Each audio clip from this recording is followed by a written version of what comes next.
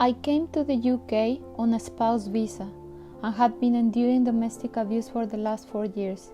I thought about seeking help, but my husband and his family were threatening to report me to the Home Office if I went to the police. When I escaped home, I was taken in by a neighbor, but he soon became sexually abusive, so I escaped again. I had nowhere to go, so I became homeless, as I was too scared to go to the police. In the UK, many migrant women do not report abuse to the police as they fear they would not be believed and their data will be shared with the Home Office. As part of the abuse, perpetrators misinform women using their immigration status to coerce and trap them in abusive relationships. Many migrant women endure abuse for longer as they fear negative consequences when reporting abuse to the police, such as destitution, detention, deportation, or separation from their children. This is not just an unfounded fear, this has in fact been the experience of many migrant women. I became undocumented when my abusive partner refused to renew my dependent visa. The abuse was frequent, but he used to tell me that I would be deported and separated from my children if I ever tried to leave. However, one day, after an incident of physical violence, I decided to go to the police. I was terrified, and despite my situation, my irregular immigration status seemed more important to them. They shared my information with the Home Office, and I was later detained.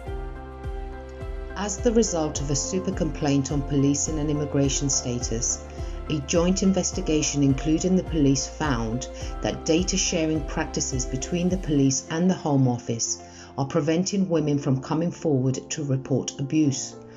In consequence, significant harm is being done to victims and the public interest as domestic abuse crimes are neither reported nor investigated.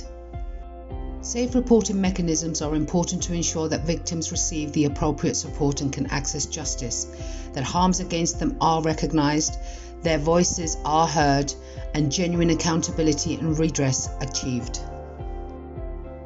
Good practice on data sharing is already taking place in other countries, such as the US and the Netherlands. Where safe reporting exists, police are able to access vital intelligence to investigate crime, as victims are not afraid to come forward to report it.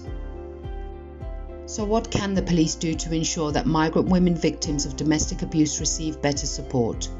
Establish safe reporting pathways so that migrant victims who choose to report can access support from the police and other statutory agencies.